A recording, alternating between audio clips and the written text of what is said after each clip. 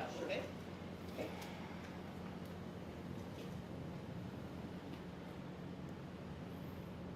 I'm ready to go. Good morning, everyone. Thank you for coming. I'm Sergeant David Lee with the Integrated Homicide Investigation Team. With me today is the Mayor Vanderbroek, Chief Superintendent Galabayani from our LMD office, and Inspector Steve Wade from Langley Detachment. To start off today, we're going to give you an update, and Mayor Vandenbroek will go first.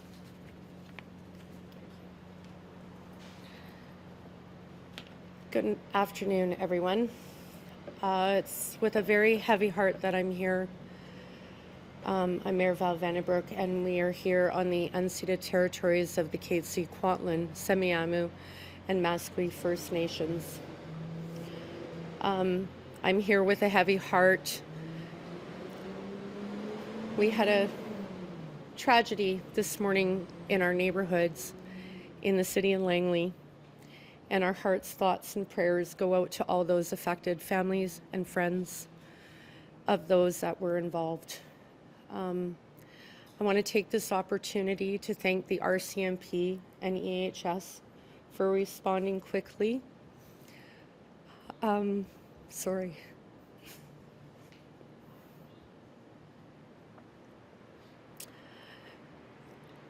They did their jobs, and they did their jobs well, and we appreciate that. I'd also like to thank Langley Memorial Hospital, who treated people. And I'd like everybody to know that those that were involved or affected, there is counseling available through Langley Memorial Hospital. And I hope that those that were affected by this do get help and talk to someone about it, because it is very, very important.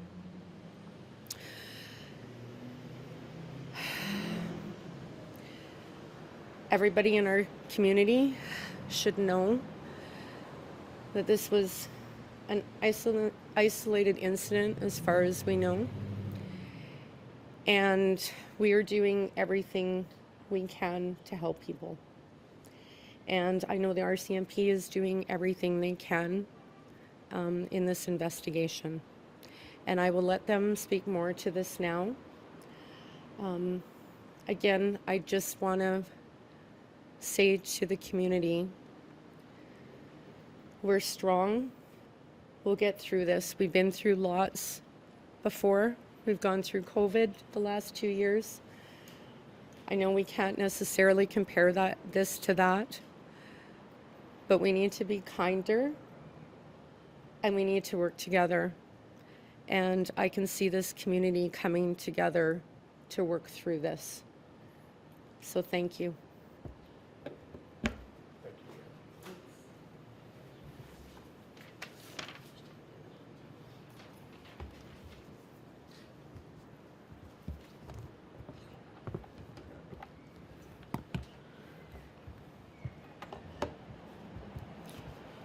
Good afternoon, everyone. Thank you for being with us here today. My name is Chief Superintendent Galabayani. I'm the Assistant District Commander for the RCMP in the Lower Mainland, which is all of Metro Vancouver. This morning, Langley RCMP and the Lower Mainland Emergency Response Team responded to multiple reports of shots fired throughout the city of Langley and the township of Langley. At this time, I can confirm that 4 people were shot by what is believed to be a lone gunman. This includes a woman near 203A Avenue and Fraser Highway, who was taken to hospital in critical condition where she remains. A deceased male who was located at Creekstone Place, another deceased male who was located at the Langley City Bus Loop near Logan and Glover Road, and a male who was shot in the leg near the Langley Bypass and 200th Street. There have also been reports that shots may have been fired into a number of closed or unoccupied businesses during the incident. Police located the lone male suspect, who was wounded near the Langley Bypass. During our interaction with the male, police fired their weapons and fatally shot the male. The police-involved shooting is now subject to an independent investigations of British Columbia and the Office of the Independent Investigations of British Columbia. The Integrated Homicide Investigative Team, or IHIT, is now investigating the deaths and injuries to the 4 victims. During the course of the incident, a police emergency alert was issued to warn people of the threat to public safety and to stay away from areas that were affected. This alert was issued this morning after it was determined that it met the required core criteria, which are reasonable belief that there is an active threat that presents a significant risk of serious harm to members of the public. Second, the threat situation is unpredictable, evolving very, very quickly, and presents a major challenge or major challenges to initial police response, capacity to protect, contain, and interdict. And third, sufficient information is available regarding the threat and the geographic area involved to provide clear direction to the public on what action to take to stay safe. This is only the second time that the public safety alert has been issued by the RCMP in British Columbia. The first being in Vanderhoof in a shooting incident in November 2021. A subsequent alert was issued to say that the immediate threat had passed, but officers are still investigating, or were still investigating, to determine if the gunman had acted alone. While the investigation is ongoing, all indications are that there was nobody else involved, and there's no further ongoing threat to public safety, and IHIT will be continuing in this investigative track. I recognize that this type of violence, as the mayor has just stated, in our communities is both shocking and upsetting. I'd like to assure everyone that all required police resources will be available for the investigations, and that IHIT will be working to determine why this occurred. Thank you. We'll take questions after the next 2 speakers.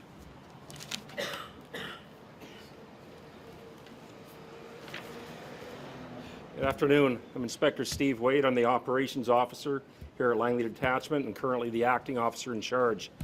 Following this morning's events, I spoke with Mayor Vandenbroek of Langley City and Mayor Jack Froese of the Township of Langley, and apprised them of what had happened. They both indicated how appreciative and supportive they were of the response by Langley Detachment and the Lower Mainland Integrated Emergency Response Team. To kind of echo the message I gave to our mayors this morning, our first priority is public safety. In partnering with our integrated teams, we were able to bring this event to a successful conclusion. Something like this doesn't happen in the Lower Mainland solved by itself. We don't work in a silo. We had assistance and cooperation from just about every police agency in the Lower Mainland.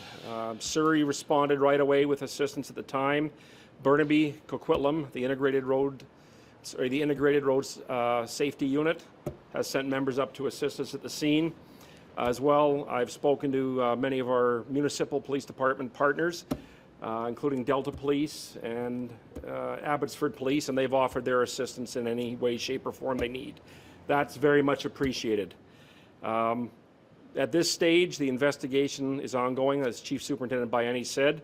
Public interaction and engagement are critical to this investigation, and we, of course, are asking anybody who might have had any information about this event to come forward. Thank you.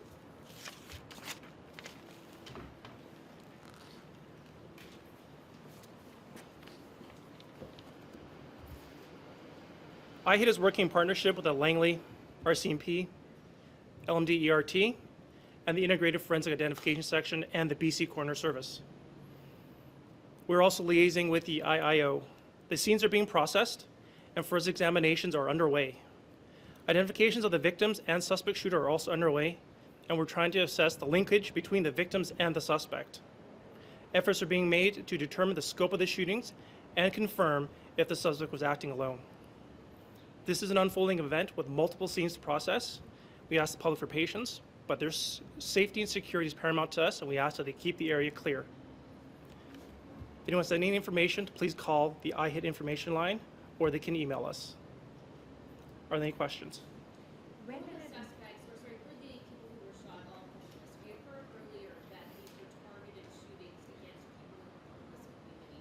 Can you confirm that? That may have come out through the emergency notification. But right now, we're determining the exact nature of who these people are, and we aren't able to confirm that they are in fact homeless. We are not able to confirm that. We are still determining if they were homeless. What indications were there allowing the force to say that homeless people were being targeted if there's new information now? What was it that led you to alert the public to that? It was the nature of the shootings occurring throughout the township of Langley and the city of Langley being spread out. But the message was that it was transient in nature, not necessarily the people. So we're still determining that and how the people are related. Which was that the first recorded in the state? Which was the first scene that where the shooting began, Our first scene, and where did it go from there? the first scene was in Langley Casino in that area on Fraser Highway.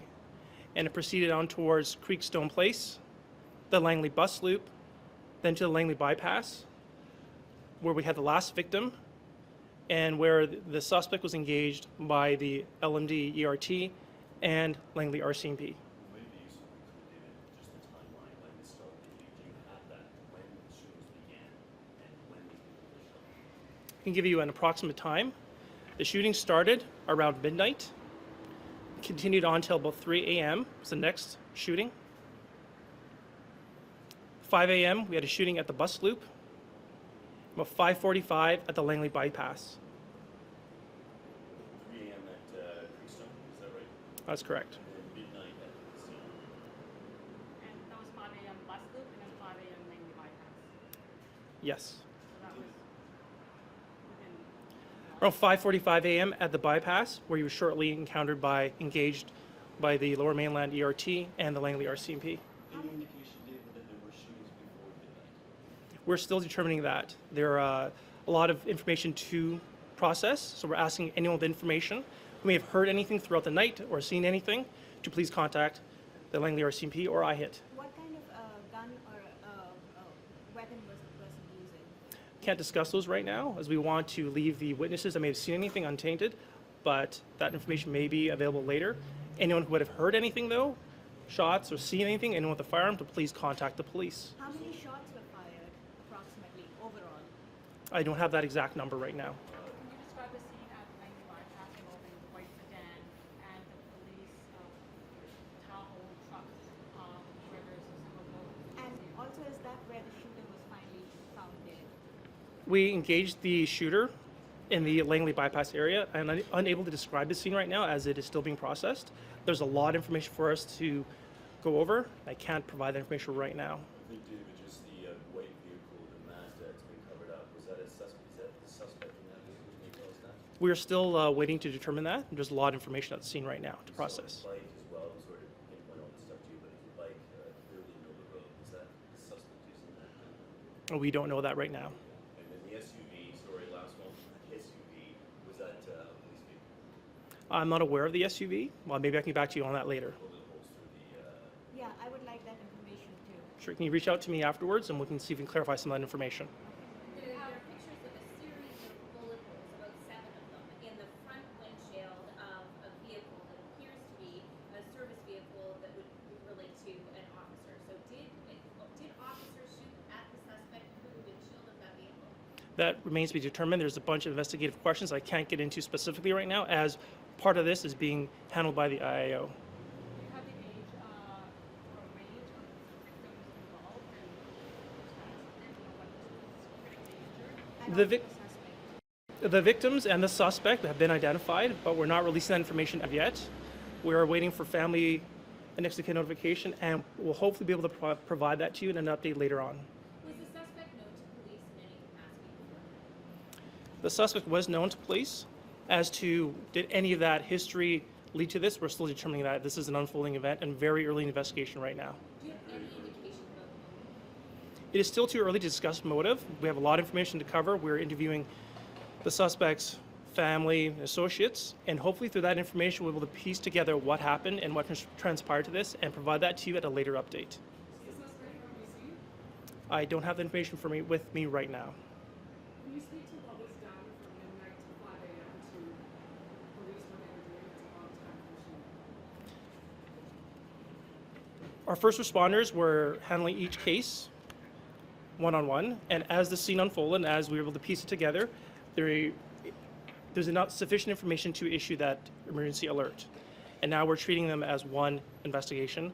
Now it is proceeding, and there's a lot of information to gather, and hopefully we'll give you a better update later on. Do you have a full number of the number of officers that were involved in this incident starting at midnight? I don't have those exact numbers now. Ballpark, was it dozens? I don't have that information. So if this began at midnight, why was the alert issued at 6 a.m. and how many people did the alert go? I don't have the details on how many people were notified of the alert, but the alert was done at the appropriate time as the information became known to us, and a proper risk assessment was done. That at that time was the best time that we're able to issue the alert and tie these things together. And that was at 6 a.m., is that right? 6 a.m.? It's about 6 a.m. Say the shooter was injured when police found it before they were shot and killed. I don't have those specific information right now. A press release said that he was arrested and in custody, and we know that he died by gunfire.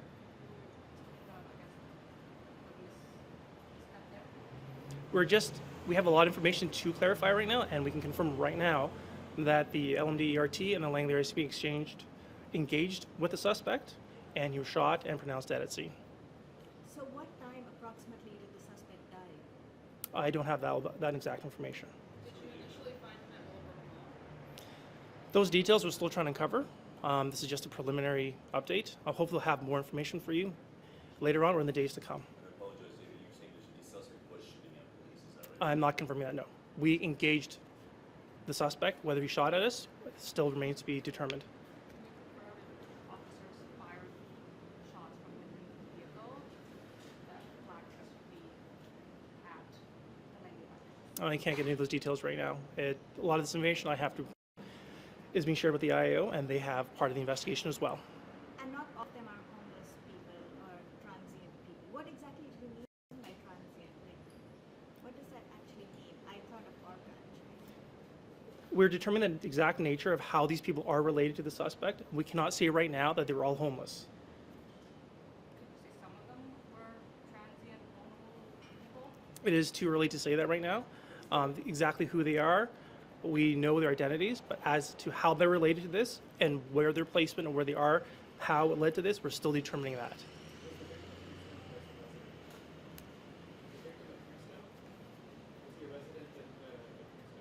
I don't have that information with me right now. Was part of the reason for sending out the alert about the fact that homeless people may have been targeted because officers were particularly worried about homeless people and they wanted those people to get buzz on their phones? I don't have that information, but is anyone able to speak to the alert?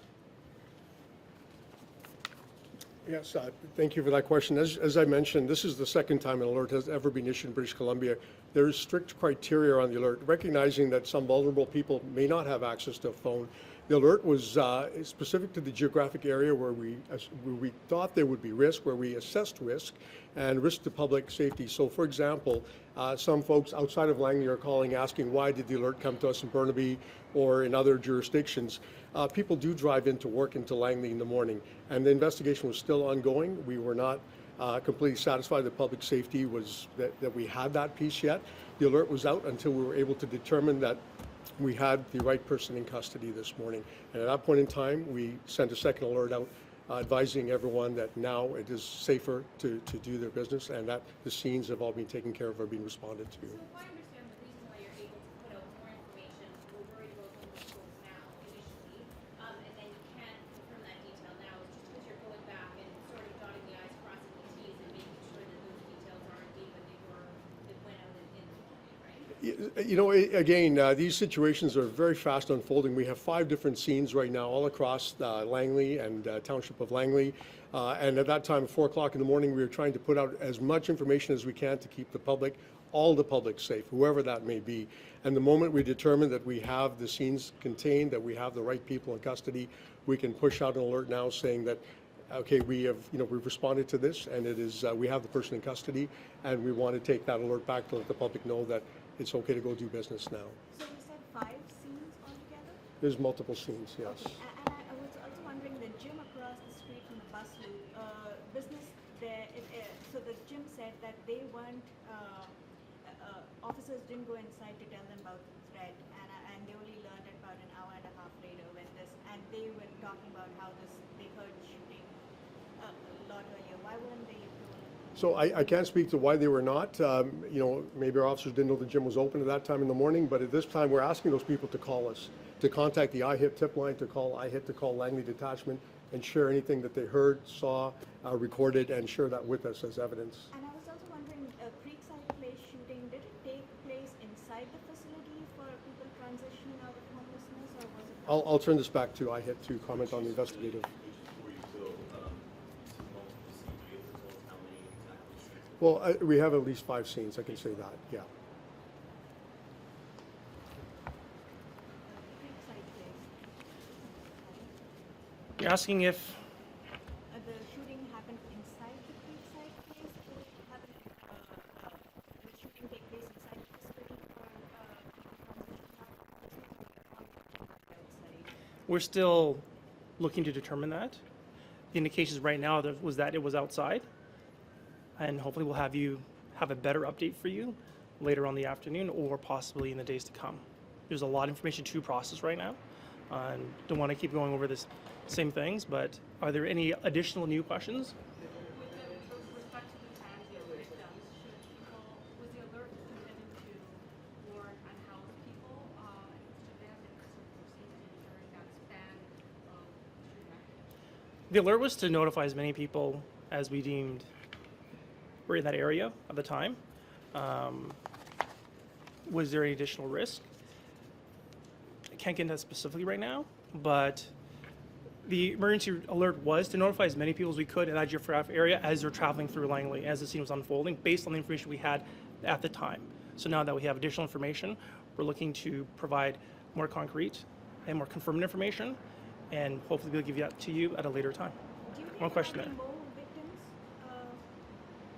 than you found or anywhere else? We're still processing all the information, and we're open to additional information. So if anyone has information, they may have seen something or heard something, come across anything, to please call IHIT.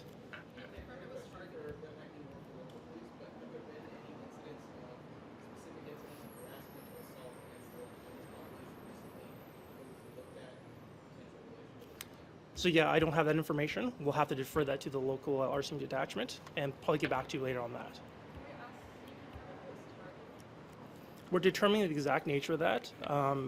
These people were targeted, but the nature of how they related to the shooter, we're still looking to determine that.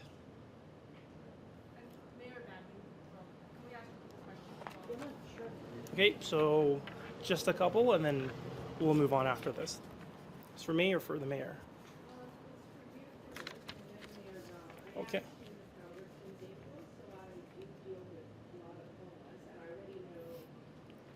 And that's why I don't want to disturb or whatever, but the sad part is we have more information about what's going on, so I would love to talk to you or talk to somebody else, because we got the information from our homeless. They trust us and they came to us, so we have more information about that we can share with you guys. Yeah, oh, we'll come see with you right after. Yeah. Okay. Thank you.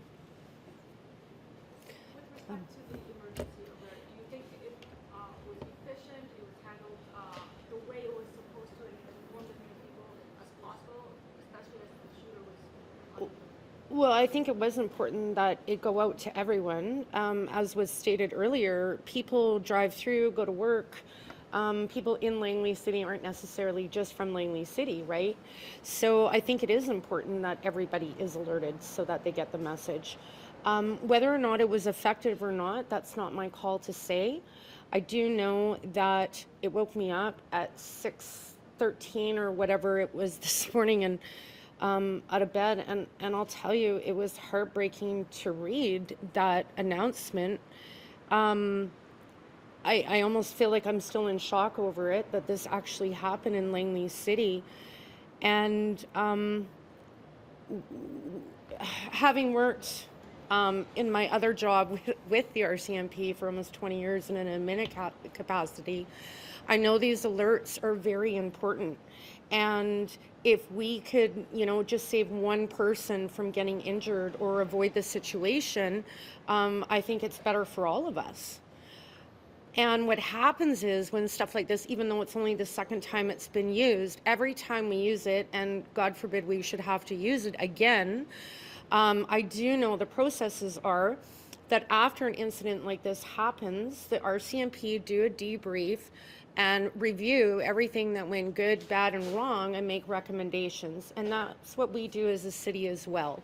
So I don't want to comment on this saying whether it worked or didn't work. I think as long as it alerted people and kept people safe, I think it's a good thing.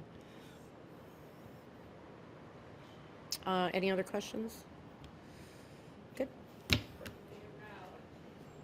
Thank you much, everyone. Sorry. Work together, and I know you're trying, you are, and you work with us to prevent all this stuff. My question is, where's the next step for the homeless? They were in the hotels for 2 years due to COVID, Yep. right? And that was fine, and you know what, we saw them, they looked healthy, they were amazing. And then about March, April, they get kicked out, and they're on the streets. So I'm really surprised why people are shocked about what's happening there. It's been going on forever, and it was great that having them in the hotel. So it took, whatever it is, our government in that 2 years to figure out where to put our homeless. Then they get kicked out, they're on the streets, and they wonder why we have them everywhere. So, and like as I say, I know you work with us in that, but what about council? What about, I always say, it's like teamwork makes dreams work. And I love, one thing is about all the RCMP members, and they're not here, but all of you guys do an amazing job with our community. We cannot thank you enough for working with us. And I think there should be more RCMP members on the streets. That is one thing that the government needs to be funding for more RCMP members. The work they do is unbelievable. Without them, I don't know what we would do. So we say we have all these programs. What programs? Where are they? I agree 100%. The RCMP here are absolutely fantastic, and they do everything they can on a daily basis to work with our homeless situation, our social issues that we have in the city. And you know, we've got integrated case management teams, we've got you know, our bylaws officers out, we've got your organization that does wonderful work, and thank you for doing that. You know, creating hot weather, cold weather shelters, those type of things. Excuse me. And I have been there with you through it all, serving food and doing whatever I can, because I believe as a mayor that it's very important that we treat everybody in our community the same. It doesn't matter whether you have a home or not, whether you're drug addicted or not, whether you have mental health issues or not. We need to do more, and we need to look at different ways of making sure that we do take care of everybody in our community. So what I would say to that is, we need to sit down and talk. We need to build something. You know, do we need portable showers? Do we need portable washrooms? You know, we need to work with other levels of government, federal and provincial. We know that our homeless situation is more so than any other province because we have good weather 24/7. So we need more federal funding to address the issues that are going on. We need more facilities built. You know, we need to see a plan from both levels of government, and a plan that includes all three levels of government and what we can do. So, you know, in my heart, this is something I care very deeply about, and I honestly, I'm just heartbroken this morning. I can't say it any other way, because I know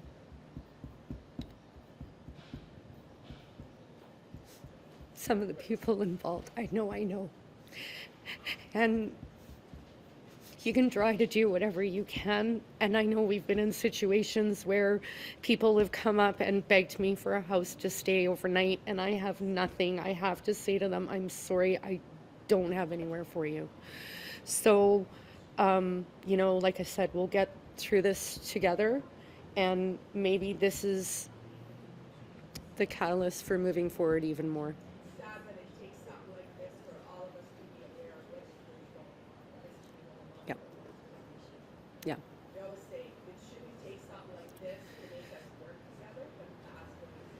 Yes. Thank you. Thank you. Say there was another possible availability this afternoon. Yes, some of you should be, all of you, will be getting notified that there's immediate availability for other incidents going on right now. Be happening at E-Division headquarters in Surrey about 3:30. So see you all then. Okay, sorry, just to confirm one thing, so the alert was sent after all the shootings were finished? It was sent after the last shooting. Yes. Can you say why it wasn't sent earlier? It was based on the information we had at time and the risk assessment that was done. The alert was sent out at that time. All right. If there's any additional questions, you can address them to me through email or you can call us. But we have the next media availability at 3:30. Green Timbers at the E-Division headquarters in Surrey. Thank you.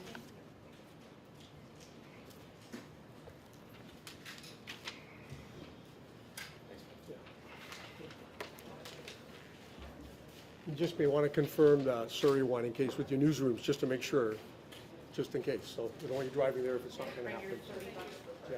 there you go.